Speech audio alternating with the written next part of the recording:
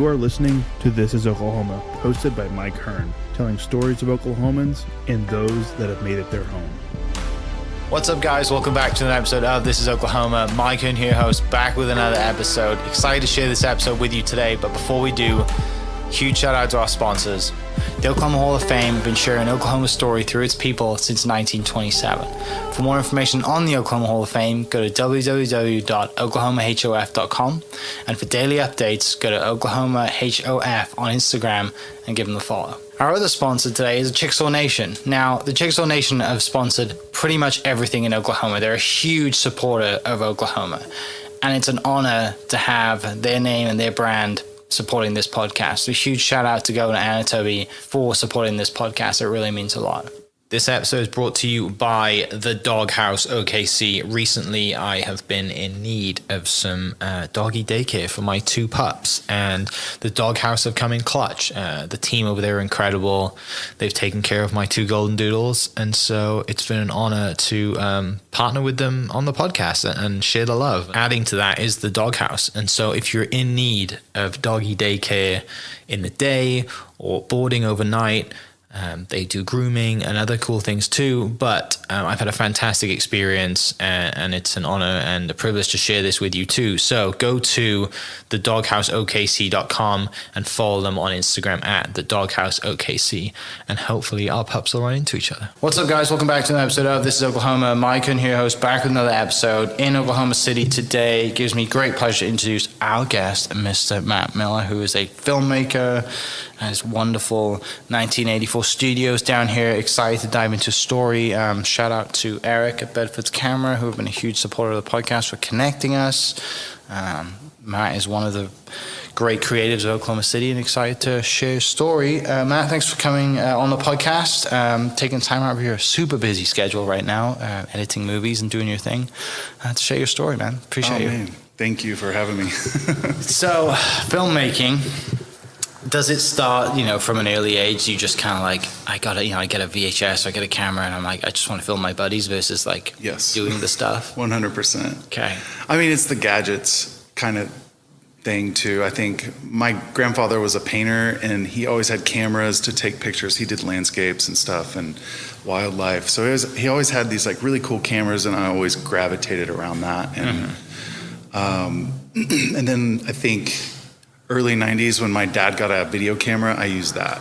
And yeah, I've always had, a camera in hand since I can remember, really. And so, yeah, you're right. That's kind of how it starts. Yeah. You just start filming whatever with friends, stop motion animations to just weird stuff in the middle of the night. So tell me about your upbringing. Born and raised in Oklahoma. What's that like? Siblings, family? What's your family background? Yeah, so I was born in Stillwater, but I grew up in Ponca City, okay. And which is about 2 hours north of Oklahoma City. And I loved it. I just met a great group of people there. My best friends are all from there, and we still all hang out and do things together. Yeah, so. I was up there last week. I was at the mansion up there. Yes, the Marlin Mansion. Beautiful building. Yeah, I've shot so many things there. I love that place. I grew up kind of down the road from it, so I walked there. We used to play hide and go seek there, and I don't know, I've done a lot of projects. It's a gorgeous location. Yeah. So yeah, I was kind of shocked of that underground passage, right, that takes you down and through the card room and through the tunnels. Yeah. This building's amazing. I brought a friend of mine up there once. I was like, hey, I've got some tunnels I want to record your voice in. Yeah. And his name's Troy Small, and he does music and stuff. He's an opera singer by trade, but I was like, hey, we need to come to Ponca. He was like, why? I was like, you will see. And so I got a synthesizer, and I got him, and then these tunnels, because they just echo for days. Mm-hmm. It's pretty incredible. And so getting him singing in there was actually kind of great. It was amazing. So yeah, opera singing in those tunnels. I had him just do very low tonal frequencies. Okay. And so long droney sounds, so I could play with the sound and stuff like that. Yeah. So yeah. When was that? Man, it was right before COVID, I think. Okay. Yeah, because we were working on a film at the time too. So. Yeah. But yeah. So you spent most of your childhood growing up in Ponca? Mm-hmm. And then I went to OSU. Well, I went to Northern Oklahoma College for like video production and 3D animation and stuff like that. And then I went to OSU and studied graphic design. But that wasn't really my passion. It was just the program I was interested in to get as fast as I can, because it was easy for me. So I studied photography on the side. I was like slowly upgrading cameras at that time through my life. And then I worked at a magazine as an assistant editor. I was shooting from like cover to cover, doing all the layout, all the ads. I just wasn't doing any of the writing. So that was my first like big gig, but it was like intense. Every month it was just like a new magazine. And then we started shifting into like more like commercial work and stuff, because I bought a video camera and we started branching out into that. And then I quit, went out on my own, and then I was like, I don't like being broke all the time, so I got my first real job at the Department of Transportation. And they actually brought my video production level to a whole other like level, really. And they trained me how to self-produce. They would like give me assignments, and I would just go out and do these training videos and shoot all sorts of stuff all over this. It was like a key to the state. Yeah. Like working for ODOT was wild. Like I would be like, one morning I would be like in Tulsa in a helicopter, shooting highways, and then the next afternoon we'd be shooting like explosions and like demo charges for like clearing highways and stuff like that. It was just kind of weird. It was a good gig. Yeah, I bet growing up, the last thing you'd think is that you would be creative, working in a creative capacity and in a way that would raise and elevate your abilities working for ODOT. Yeah, the state. Right? Yeah, it was wild. It sounds so boring, but you're telling me like, I know I'm in a helicopter, I'm watching like, people just set charges. Like, yeah, it sounds awesome. Yeah, it was pretty great. And in fact, that video we shot was our first viral video. And then like, the other part, this is kind of weird. I called in sick one day, and that was the day we had the big tornado that ripped through Moore, and that happened towards the end of the day. And I was like, I've got to go photograph this, and so I ran down there. As soon as the tornado hit the highway, I was like, I'm going down there, and so I basically got down there, but the traffic was awful. I had to hitchhike the rest of the way in, and then I had to hike another, 2 miles to get into the actual damaged area.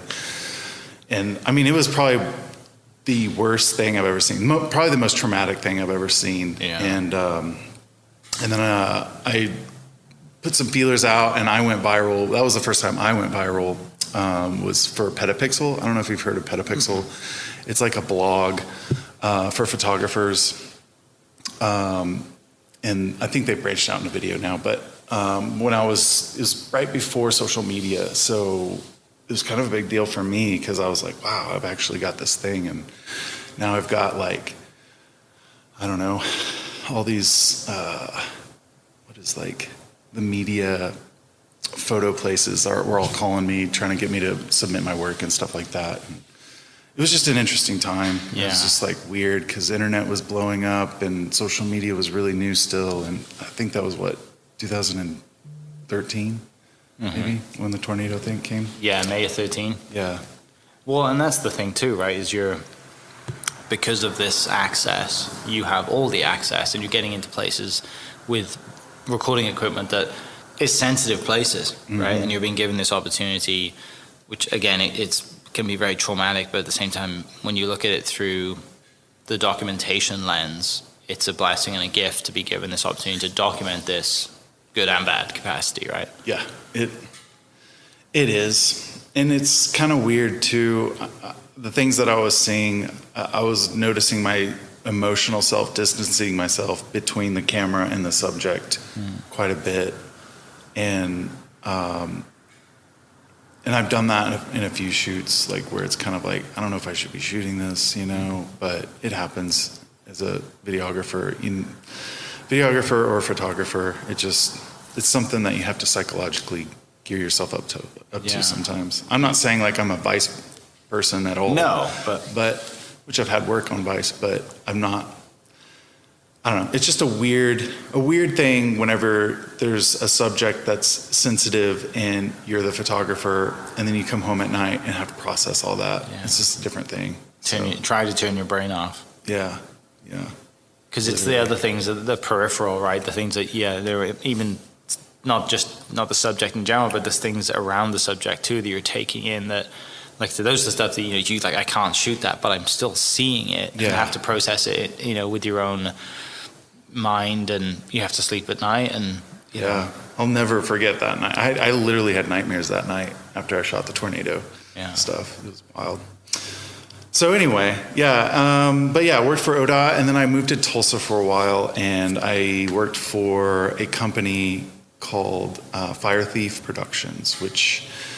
It was Jeremy Charles, Sterling Harjo, and Jennifer Lawrence project, and they were doing basically a TV show called OCO for the Cherokee Nation. Yeah.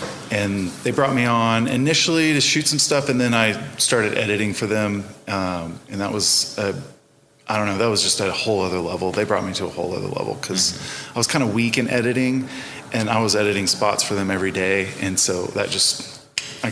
I'm the fastest editor I think I know. So yeah. Before we kind of dive into all of the career that you've had, tell me a little bit about where the passion begins, and we can really dive into it. Like those early memories of just like this fascinates me, and I want to be behind the camera instead of in front of it. I used to want to be an animator. Okay. Originally, I even went to Savannah Art and Design School to see if I wanted to go there to like study traditional animation, but everybody was shifting into 3D at that time, and I was like, I'm not super interested in that. Plus, I have a program in Oklahoma that'll teach me all that if I really wanted to. But I ultimately was like, I think video is the way to go.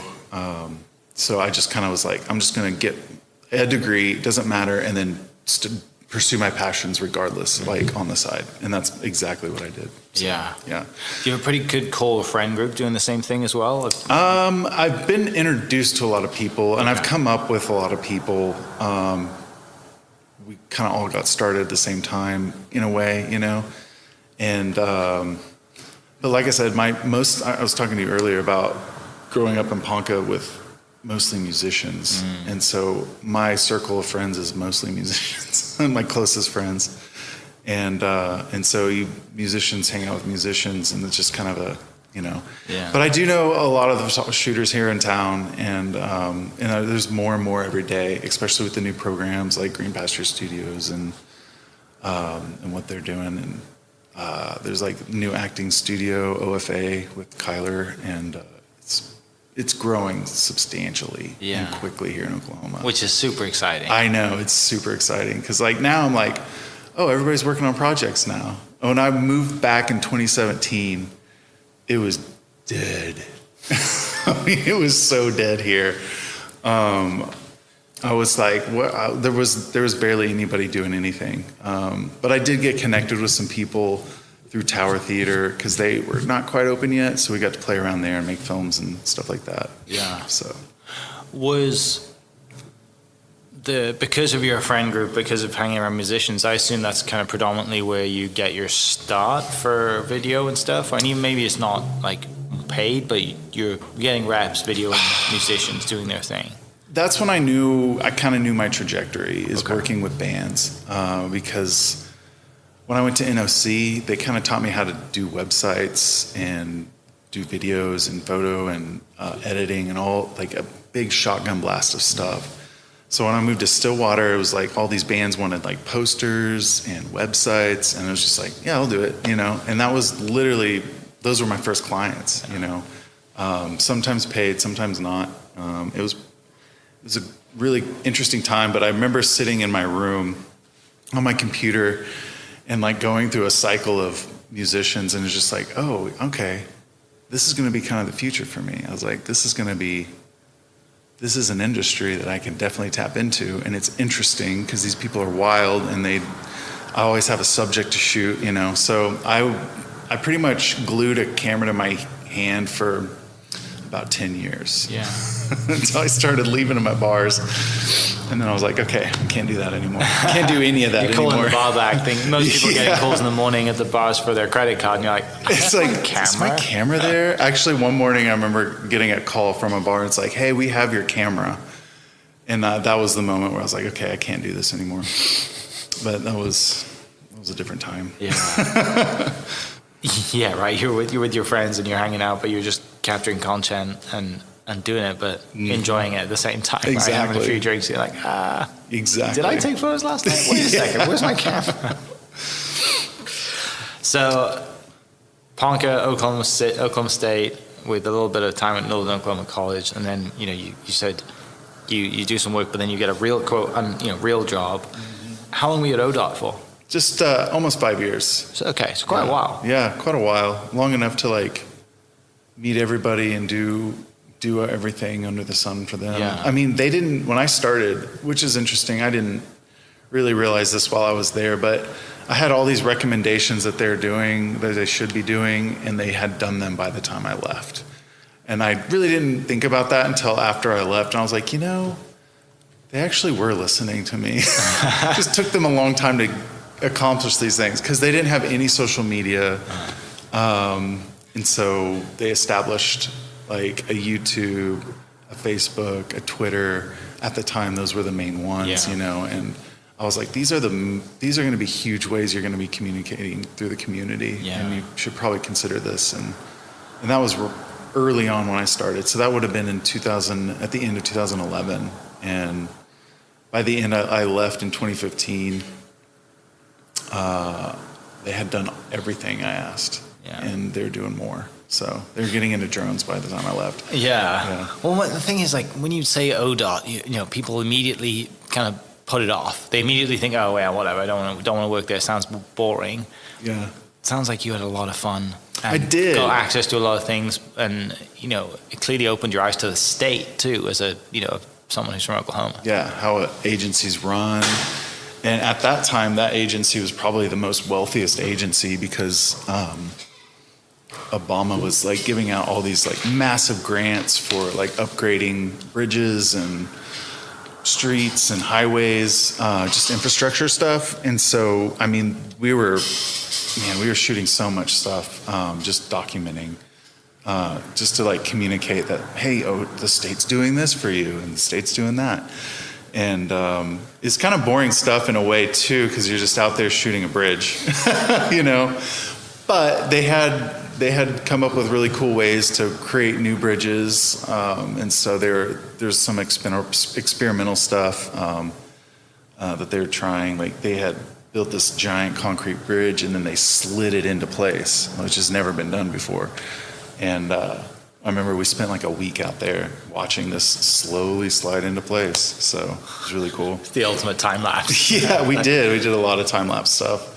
Yeah. But man, I mean, Oklahoma has a lot of really hard workers and a really good network of opportunity for like, small businesses and stuff like that. I learned a lot through working there. Yeah. And stuff like that. So it comes a point you've done 5 years and you think I have bigger, better opportunities out there and you want to move on? Well, actually I went through a breakup. Okay. So I was like, I really only need to support myself. And if that's the case, then I think I'm just going to take the dive and try to freelance. And so I decided to do that. And then I never looked back. So, yeah. Shout out to the breakup. Yeah, right? For real. But, yeah, and I had to move away because I was like, I had to rewire my brain. And I did a lot of traveling that year. And I left Oklahoma City just to, like, reset. And then when I was feeling ready, I came back. But honestly, I was going to move to Colorado.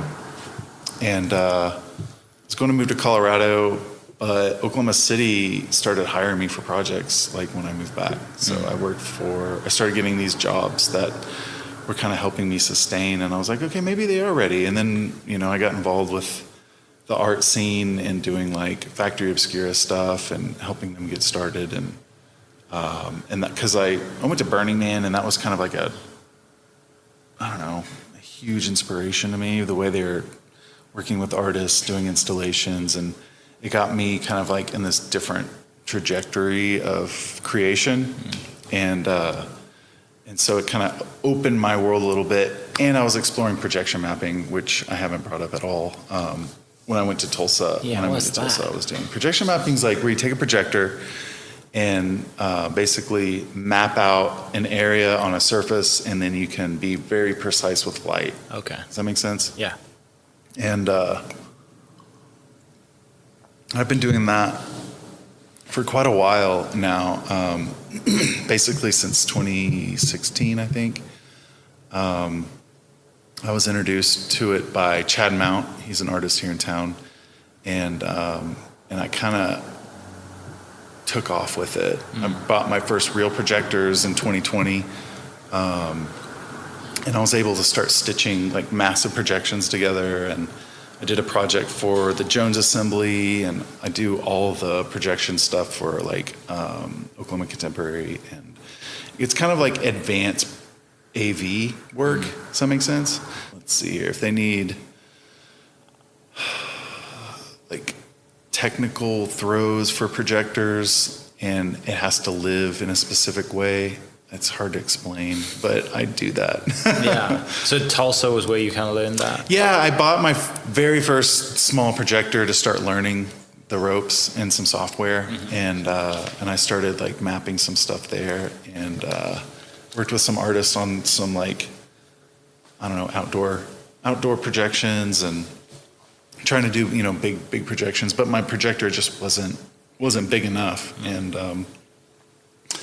And then in 2020, I would say that's when I really took off with it, because I was able to do a lot more of these and start building a portfolio. And I was also able to start building these installations that I've always kind of wanted to try. And I've been bouncing around studio spaces for the last, like, since I moved back, basically.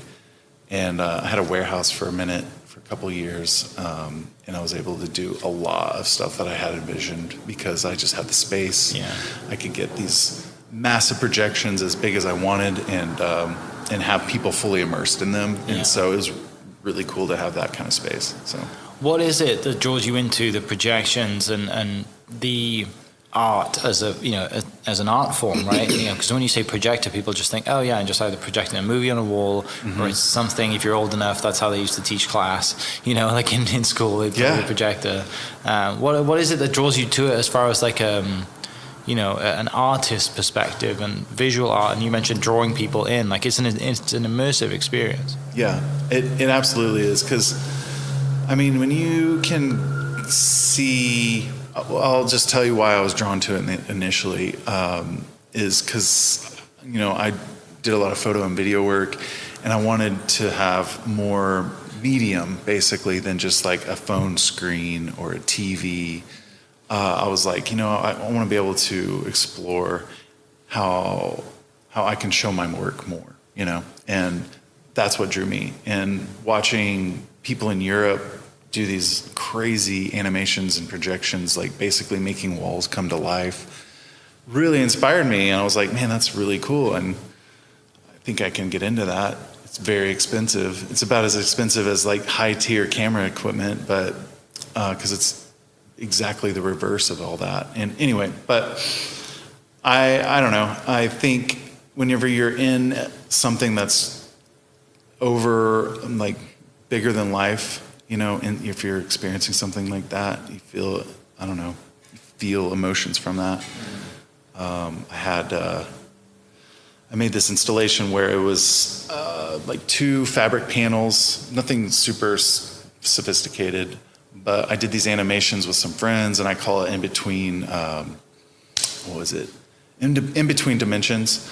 And it was kind of like if you're in between these two dimensions looking out, you can see like auras and these energetic fields and stuff like that, in the projections. It's kind of hard to describe unless you're there. Yeah. It's just very experimental art. Yeah, let's diving. You mentioned traveling. I don't want to miss that. Where did you travel to? How was that experience? What was it like just taking some time out to travel, to clear your mind, kind of find yourself a little bit, going through that space?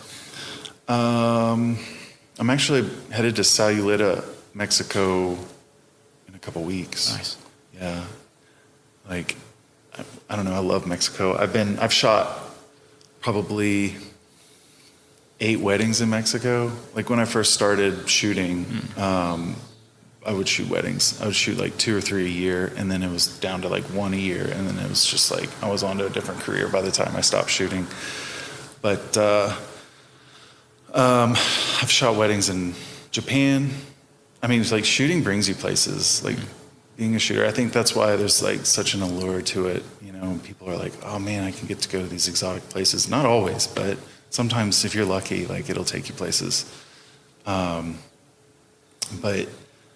yeah, I don't know, people, events take me places. I'm connected with Flaming Lips a little bit. Some of my friends were in the band or still in the band. And so I would go and explore with them sometimes. And I don't know.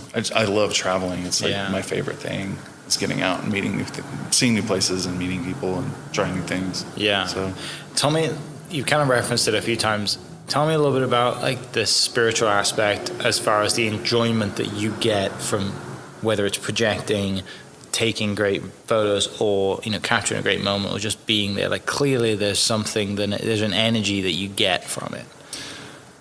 Yeah, I can't explain it because it's something I've done for so long now, but I'm trying to like think of my original feelings.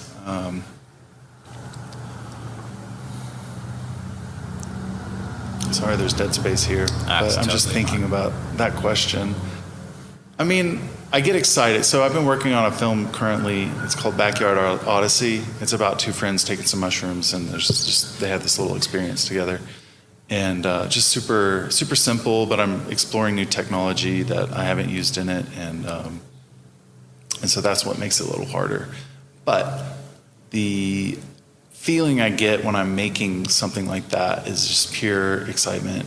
Like I put it down for a minute because I've been waiting for the right time to start editing it.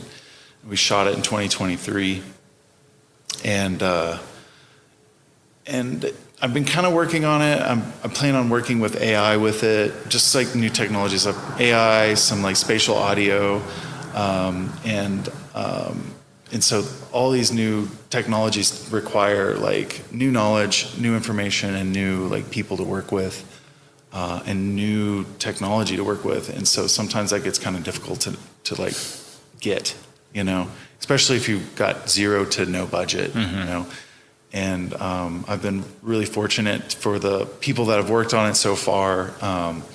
Shout out to my friend Brandon.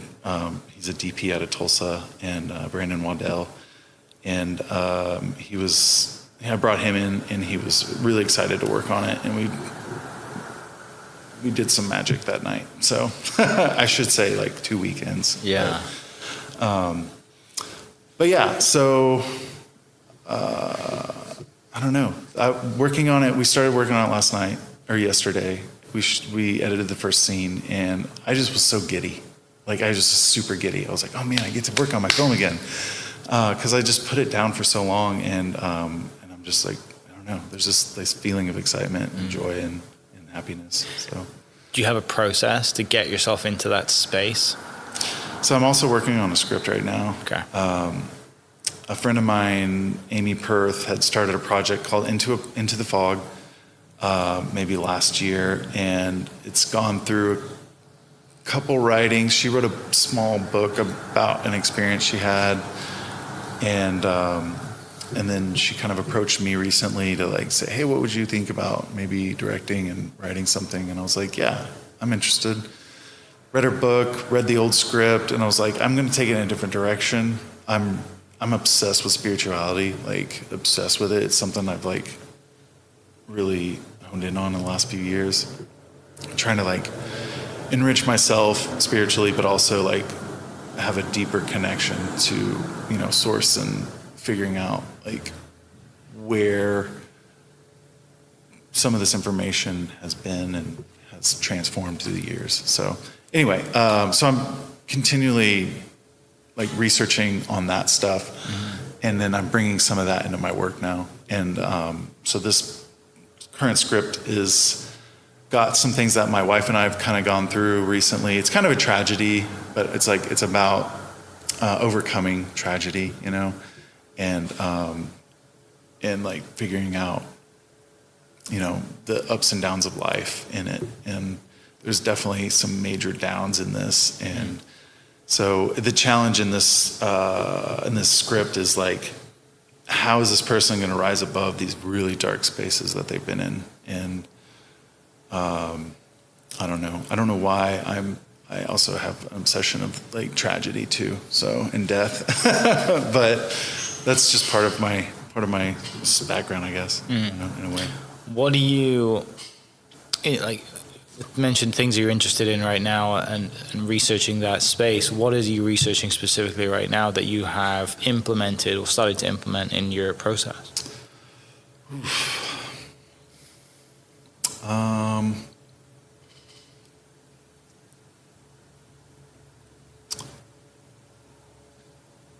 So there's a lot of, I don't know, there's a lot of deep meaning in spirituality. And by deep meaning, I mean like inner peace, inner guidance, or inner like management, you know? Because when we really boil down spirituality, it's just controlling your emotions, you know? That's mostly what it is, in my opinion. And so when you find your balance, you know, you start resonating. If you can raise your frequency, or you know, be a much happier, joyful person, and you know, loving and caring and accepting, and you know, your life kind of transforms, you know. And so it's very cool to see people go through that too, you know. And so you can actually see a different person when they're, you know, they've been somewhere dark and then they've come a long ways in their healing journey, or however you want to say that. And so I say, like, if I'm putting that in my work, which I am currently with some of these projects, is basically the exploration of this kind of stuff and these healing journeys. So, because everybody experiences trauma at some sort of level, and I think, you know, we see people these days go one of two ways with their spirituality. They just completely reject it, or they fully embrace it and dive into it. And I see a lot more people just completely rejecting it, and in my opinion. But it is kind of growing, I think, in a different way these days. But just happy to see how it's like evolving. Yeah. But for me, like the things that kind of stand out is some people immediately kind of put it down because it's not cool to do, right? Like people, you know, if you hear someone talk about being spiritual and, you know, you're burning sage when I walked in, right? You know, doing breathing techniques, visualization, just meditating in general, right? Getting, you know, focusing on your breathing, trying to clear your mind. Like people immediately are like, you hippie or blah, blah, blah. You know, like it's kind of sad that way, right? But if only they took the time to do it themselves and quiet their mind. I think people are so distracted by either their phone or by work, or they've got kids, or they just don't have the time. There's always something to go. They never have that chance to like sit down and really take a look inside, right? Lift the hood up a little bit and be like, why do I feel the way I do? Why do I have these thoughts? Why am I the way I am? You know, and then what capacity am I working at with all of this head baggage, right? And you think, hang on a second, let me just go through, you know, whether it's just a literal, you know, breathing thing for a minute, 2 minutes. I mean, whatever it is to get you kind of aligned, you know, and clearly you've been around it a while, but also you mentioned that you've, you know, seeing others go through it and seeing them, and they're like, you know, you get that "I told you so" moment in a way. You're like, you know, it's like, or you see it in them and they have no idea yet. Yeah. You know, I had someone tell me yesterday that they're like, they see a lot of my happiness, my eyes change when I'm happy, and I was like, I never heard that from anybody. I'm 34 years old. No one's ever told me that. I know I've been happy in more than once in my 34 years. But it's you know, and then you could go down the rabbit hole, right, on all of the spiritual stuff. Oh, big time. You know, and not all of it works for you. We're all different, right? Some of it works for some people, some doesn't. You know, and if you're doom scrolling on Instagram at night, some of the things you might see, you know, might really be off the wall. Right. Big time. But at the same time, I love it. Yeah, I do too. And that's why I'm kind of fascinated by it, is because last night, I saw this reel last night, and it was like, there's 28 days in every month, we're missing a month, there should be 13 months, you know, and all this thing. And I was like, you know, it was, by the end of it, I'm like, it's flat, you know, like we have an ice wall, and you know, there's a portal. What is the month called? Yeah, there's a portal. All these things, right? Fully off the deep end. It's like 1 o'clock in the morning, and I'm like wide awake looking at my phone. Like, hang on a second, I need to do some breathing and like fall asleep here. But I think just that conscious awareness of like we aren't operating at the frequency that we're capable of. Yeah. Right? Yeah. And then diving into that and just bumping it up 2%, it's like, wait a second, like, I feel amazing. And clear-minded, too, to focus on the creative side, which... And there's this, I don't know, there's this, like, there's so much to say about that stuff. And being an artist, I don't know if you've read Rick Rubin's book, it's what is it called? The Artist Way. I can't remember. Okay, I'm gonna look it up. And look it up, please. Right, he talks a lot about it, and like, it's funny because people who aren't artists will read it and they're like, "This is mind blowing." Is it the creative act? The creative act. A way of being. Yeah, the way of being. Yeah. And it's like, man, if you're an artist, if you've been an active artist, this is your life. Like, you're already in this. And but I recommend that book to so many people. Creation is why, I think that's why we're here, is to create and make and do things, and make each other happy and try to blow each other's minds. Like, that's why I think we're here. And he talks a lot about that. And I don't know, it's a great book and I can't recommend it enough. I just bought it. Yeah. And I'm a big reader. And so I shouldn't say this out loud because support local, but I love Amazon because in 10 seconds I now have a book being delivered tomorrow. Buy local, I promise you, it's worth it when you need to, but if you need something now, then sorry, there's no other way. There really isn't. So like, I know I hang out with more artists than I've ever hung out with in my life now, and work on projects, and you know, all we're trying to do is make a living on what we love doing, and feel what kind of like people want. You know what I mean? It's a resonation, you know. And so, I don't know, I've seen a lot of magic. When I opened my studio up on the south side,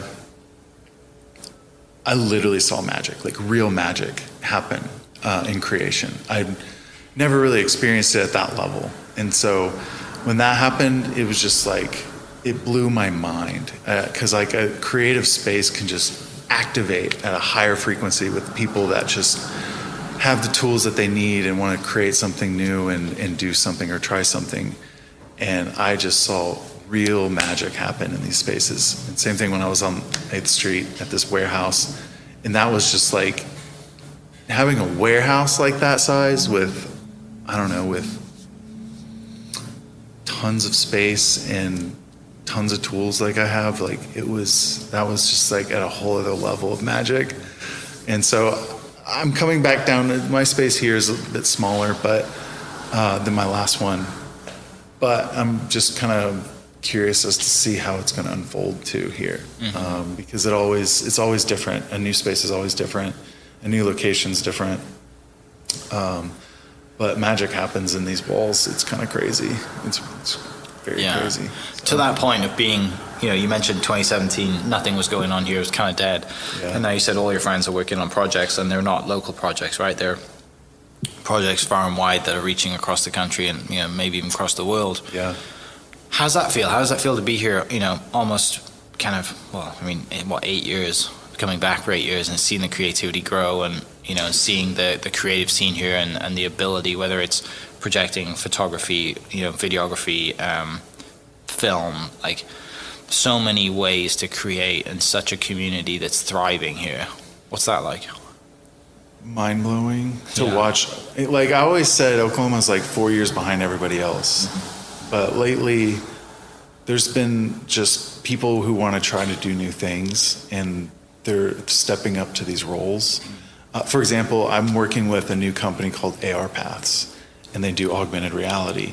I never even knew this company existed. It really didn't exist until recently. And so Sheila Harding is the owner, and she's doing some amazing things with like accessibility. I threw an art show back in 2021 at my old Southside space. It's called Fever Dreams, and it was like I kind of augmented a reality setting in VR. So you would see the space, you'd feel a wall, you would see a painting, but then when you put the VR glasses on, the painting would come to life. It'd be animated. You can touch the wall, but it'd be something else. You can touch like the middle beam. Everything was tangible in the space. You could even have a window in the VR space, and stuff like that. And so when I met Sheila, that was all very hard to build, extremely hard to build. I built that with an amazing team.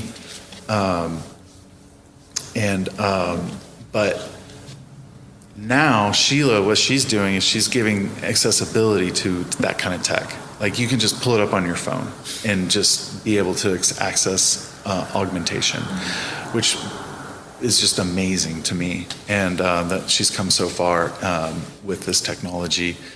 And so what they do is she's trying to build this company that does these like narratives along a path. And she's done one on 39th Street, and it's for the Route 66 project. And then I just submitted an RFQ for a team to maybe get on for another Route 66 project, and see if I can get her in on doing some AR stuff for that too. So like that kind of stuff happening in Oklahoma like really excites me, because I see some progress. It's not just me going, hey, let's have this NFT art show and do some VR stuff. I've seen Oklahoma Contemporary explore some VR stuff recently, and so new technology like that really excites me. It's like, okay, we can build with this stuff now. Finally, we're here. And then being a part of the art community and watching like Plaza Walls grow, there's like I don't know if this will happen, but I've been talking to some groups about possibly doing an art and tech conference, maybe with like the Innovation District and Oklahoma Contemporary, which both of them seem kind of interested. I've talked to both of them about this, and so the community right now is kind of fragmented like that. So I've been thinking a lot about trying to bring it together in some way, and there's been a lot of talk about that. Yeah. So, yeah. So many, and that's the cool part, right? There's so many different ways to take creativity and visual arts. Yeah. And even like talk about Plaza Walls and the murals and the amount of people who, because people that project and then they draw by their projections as well, right? Some of the process people do that, and they have a map. And Dusty Gilpin was on the podcast recently, and he's talking about just the stuff that he's doing, and him and Carlos opened up that studio in the Plaza, and just the scene that's been around, for quite a while now, but we've been here long enough to notice what it was like before, I was here in 2011, it was my first year in the States, and, there wasn't much going on, but like Plaza was kind of a place because there was Empire and a few other places and Roxy's, but now you're like, man, this place is so cool. Yeah, it's like really, I don't know, I can't get away from Plaza. I live over by Plaza, and I drive through it every day to get to my studio. It's probably my favorite neighborhood in town, and it's growing, so I don't know. Plaza's great. It's a great spot. It's definitely my home spot. What gets you away from the creative side? What's like your release? I mean, I know you mentioned you kind of always have a camera, always have something on you to to record or to just see if you see something you can capture it.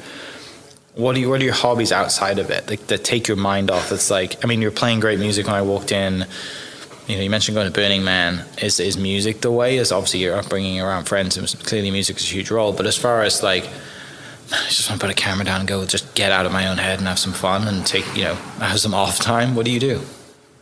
Nothing. Which is great, right? Yeah, it's like literally lay in my bed with my wife and just like veg out, like watch a movie or something. Like, because I work a lot, and actually this year's been kind of slow. This is the first time I haven't had a whole lot going, which has been actually really good because I've been able to focus on my health, which is something I haven't ever done. Okay. I mean, I've worked out and stuff, but I was like, I've got high blood pressure. I started swimming again because I've dropped some weight and I feel significantly better. So working out, honestly, has been that for me too. Just going and getting in laps in a pool. And, I've really ramped up swimming a lot in the last couple months. And it's like feels really good. Did you just swim as a kid a lot, like competitively? Well, yeah, I grew up around pools. My dad was a swim coach in high school for high school kids, and then he quit. I don't remember when he quit, but I decided to join the swim team my sophomore year at high school. Yeah. And actually learn how to actually swim, and I swam for a few years and just have always kept swimming. So it's like riding a bike for you. When you get back in the pool, you're like, okay, I've been taught properly how to do this stuff at a very efficient way. Yeah. I have not. I can float and swim, not efficiently, but I like it. But it is difficult. Is it true that I had friends who there's like some book out there that teaches you to like basically swim sideways? Is that kind of the way? You can. In fact, I remember. I'm sure that sounds crazy to people listening. I'm like, there's a book out there. Sideways swimming. Yeah. No, that's actually one like drill you can do in swimming is swimming on your side. Yeah. It just helps you learn how to position yourself when you're taking a breath. I don't fully rotate all the time, but you can if you want. You rotate your body from one side to the other side, and but it's a really good flutter kick method, and you're keeping your balance like head down. Usually, like your head in the water and then out of the water. It's a good practice to like practice that movement. Okay. So side swimming is important for that.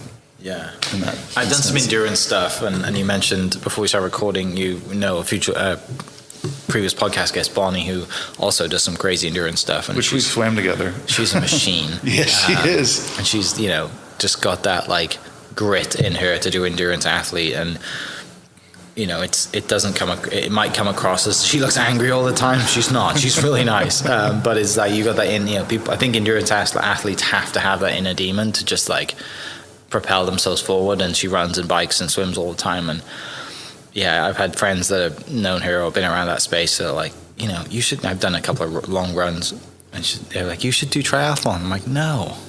I'm like, it sounds great. Yes, I'm sure I would love to cross finish line, but the training and everything, I'm not there yet. I'm not saying I'll never do it, but right now it's the swimming is what scares me. Yeah, I mean it is. It's if they put swimming up front, I'd probably get in the lead, and then I would just die at the running for I don't even know how many miles. What is that? So a half Ironman is 70.2, I believe, total. So I want to say it's a mile swim. Just a mile swim? Yeah, mile swim, 50-mile bike ride, half marathon, I think is that what gets you. Or maybe easy. not. Because the full Ironman is a 2-mile swim or 2.4-mile swim. Yeah. 100-mile bike ride, and then a marathon. I think the bike ride wouldn't be too bad. I just couldn't do the running part. That's where I'm just like a heavy set guy, and my joints would just blow out. Yeah. I used to do some 5Ks every once in a while, but I stopped doing those because I was like, I don't want to not have knees in my older age. Get on a bike. It's fine. Get a comfy seat. Yeah, comfy bike, comfy seat, swim in the water. I think swimming's like the greatest workout because it's like zero resistance on your joints. You're just in the water, moving those muscles. Full body. So, yeah, exactly. Yeah, I need to learn how to properly swim, and then I'll do it. And it's probably funny that when you meet people and they're like, "Yeah, I swim," and they're like, "What?" Yeah, right? Like you're creative, you know, you're like me. You probably you got like a closet full of black t-shirts, right? Like we're kind of like that kind of typical creative cliche look to us. And you're like, yeah, but I competitively swam and I swim to work out. And you're like, wait a second. And I think swimmers are a little more competitive than most athletes. Yeah. People don't know that, but like when you're in a pool and you're swimming laps, you just don't want to get lapped. You don't.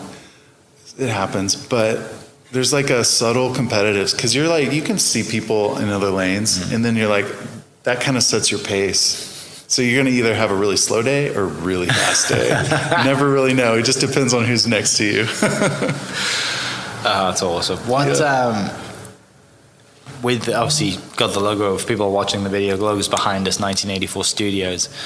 Is that something that was your freelance name from day one? Kind of.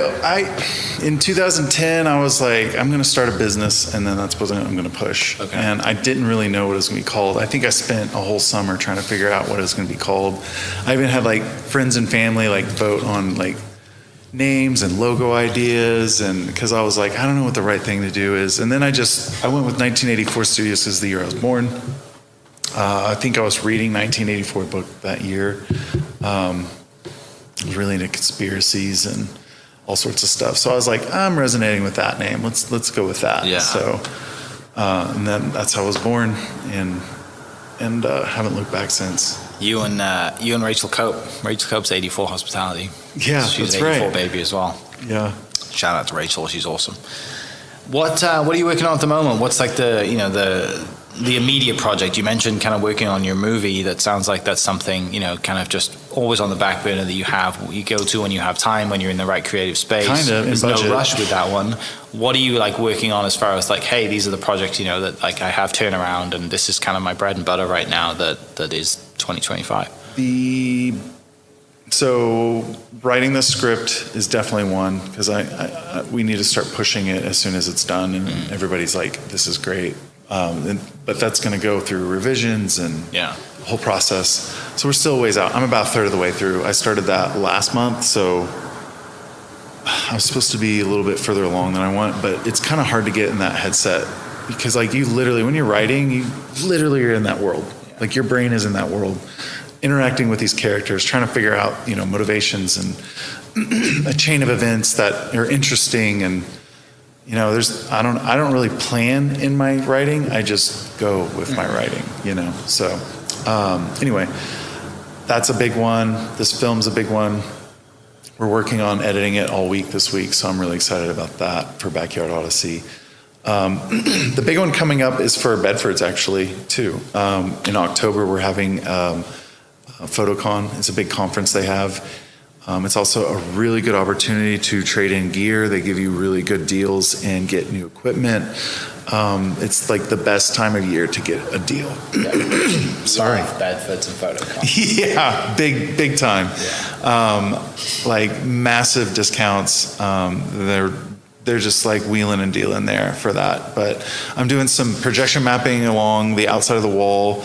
I'm working with Chrome, pulling aerial for performative stuff. We're going to do a shoot for some like promotional material and for projections for the event. The theme this year is Carnival, and so it's going to be like a lot of performative stuff, which is really cool.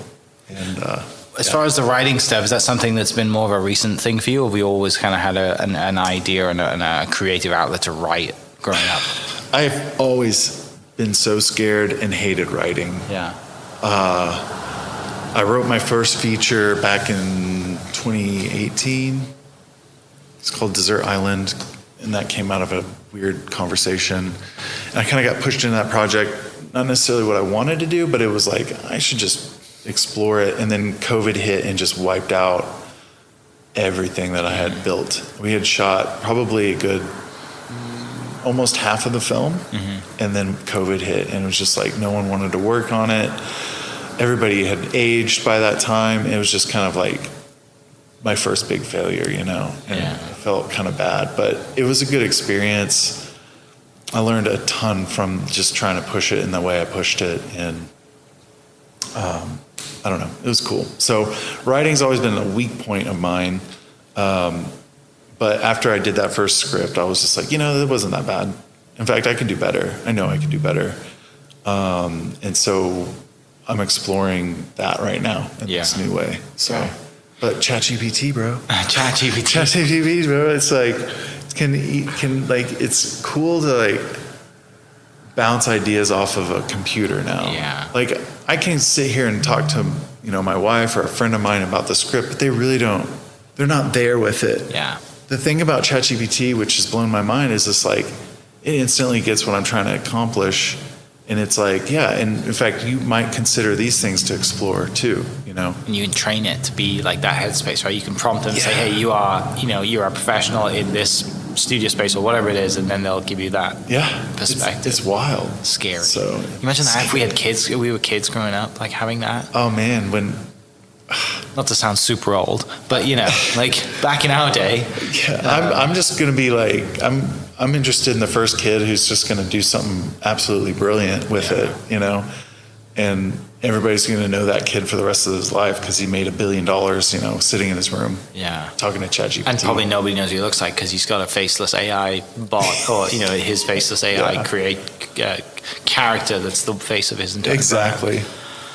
Man, it's amazing and scary at the same time. It is. Couple of questions to finish up with.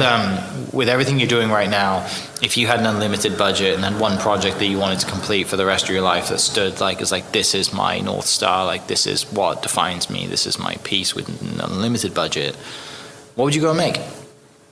A lot of different things. Oh, really? Yeah, definitely. Okay. I would definitely hire a lot of my friends to make a film. Not sure what that film would be. Maybe the one I'm working on. That'd be one of them. I have like 3 or 4 film ideas that I haven't done because I don't have the budget for. Like there's so many ideas I have because I just don't have the budget for. Yeah, I would build this crazy art installation based off of like mocap sensors and like trying to sync everybody in a room. I'd build something like that. It's hard to explain, but it's something I've thought about for a long time. And I'd build something like that. And what else I'd do? I would definitely explore more AR and VR. I'd definitely make a film for Apple Vision Pro. I'm really interested in that technology. I don't know if you've tried the 3D like photo video stuff. It's mind blowing. In fact, we should go do that right now because it blew my mind. Yeah. And so the current film I'm working on, that inspired me enough to start exploring the tech behind putting something together like that. So I have a 3-film idea to learn the technology behind that. So this first one is like exploring the audio, surround audio, basically. Or Ambisonics is what it's branded as. And then this next film is going to be like shot stereo with 2 cameras side by side, kind of 3D, to learn the tech behind that and like figure out how it's edited. It's all more on the back end. Whenever you're doing this stuff, is more work. It's just double, maybe even triple the work. And then I'm going to bring those together in a 3rd film, hopefully someday. So, but yeah, if I had all the money in the world, I'd just be full throttle on all these projects. So how do you track all your ideas? They just live in my brain in different ways, and sometimes I'll have notes about them in my phone or on my computer. That's how I am. Yeah, so it's just go through my notes every now and then to clean them out, and I'm like, wait a second, this is the date I had this idea. Yeah, exactly. Awesome. Well, finishing up, because I don't want to take too much of your time, because I know you're super busy. Last question. I'm in the real estate space. If you were to build your dream house today, what does it look like, and what would you put in it? My wife and I actually have been talking about that a lot lately, because we bought this a couple of years ago and been renovating it, and we're like, maybe we can move in here, sell our house, and then build our dream home. Yeah. So, and I was trying to describe her how I envision the dream home, which is like kind of a 1-level home with a lot of overhangs, deep overhangs. So like I'm a porch sitter. Yeah. I love my porches. So like something we can pull, our electric vehicles under with coverage inside, have like an outside kitchen plus our inside kitchen, a couple bedrooms, and then a pool, and maybe like a pool house for people to stay in if they come. Maybe on like 3 to 5 acres, nothing too big. I don't want to manage a whole lot, but just keep it simple. Sounds like the dream. I love it. Awesome, mate. Appreciate your time. Thanks for coming in. Thanks for coming on the podcast. Thanks for inviting me into your space. Where can people find you? What's your socials, and how can people find you and reach out? You can follow me, Matt Miller, with one T all together. I'm very accessible. Or 1984 Studios on Instagram, Facebook. All the social medias. All the socials. So, yeah. Awesome. Well, mate, appreciate your time. Thanks so much for inviting me down here. Excited to see the space grow. Excited to follow you and see this movie whenever it's done. And I'll be at PhotoCon, so I'll definitely see you at PhotoCon. Great. So, thank you. Thanks for having me. Yeah. For people listening, I'll put the link to all of Matt's socials and all those great things down in the description down below. And we'll catch you next episode. Cheers. Bye. Thanks. Hope you guys enjoyed that great episode. Thank you so much for listening. As always, huge shout out to our sponsors, the Oklahoma Hall of Fame, sharing Oklahoma story through its people since 1927. For more information on the Oklahoma Hall of Fame, go to www.oklahomahof.com and follow them on Instagram for daily updates at OklahomaHOF. Our other sponsor, the Chickasaw Nation, amazing sponsor. They do amazing things for the state, and they're always sponsoring something in Oklahoma. They're a huge supporter of Oklahoma, and without their support, we wouldn't be able to do what we do. This episode is brought to you by the Doghouse OKC. Recently, I have been in need of some doggy daycare for my 2 pups, and the Doghouse have come in clutch. The team over there are incredible. They've taken care of my 2 golden doodles, and so it's been an honor to partner with them on the podcast and share the love. And adding to that is the Doghouse. And so if you're in need of doggy daycare in the day or boarding overnight, they do grooming and other cool things too, but I've had a fantastic experience, and it's an honor and a privilege to share this with you too. So go to thedogHouseOKC.com and follow them on Instagram at thedogHouseOKC, and hopefully our pups will run into each other.